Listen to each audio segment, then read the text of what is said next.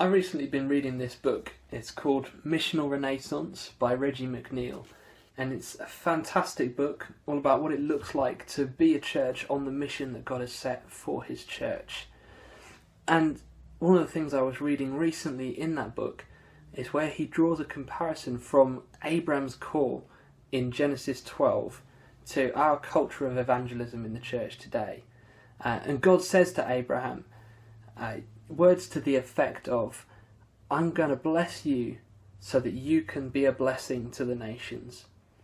And sometimes we can see evangelism as this really daunting task, this activity that is just for people who are called evangelists.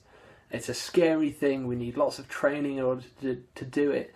But actually Reggie McNeil is pointing out here that if we have a culture of blessing, then evangelism comes along with that.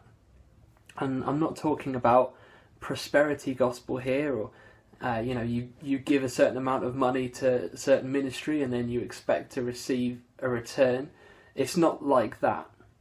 It's like the call of Abraham, where God has blessed us through our relationship with him.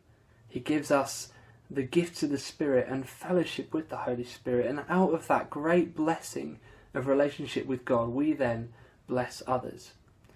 So, what about you and me in our day-to-day? I don't know about you, but often I find myself getting into conversations with people that I meet, perhaps at the gym or as you're paying for your shopping at the supermarket.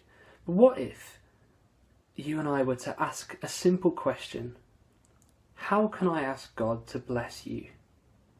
And it might be that you don't even verbalise that question, but you pray, God, how can I bless this person?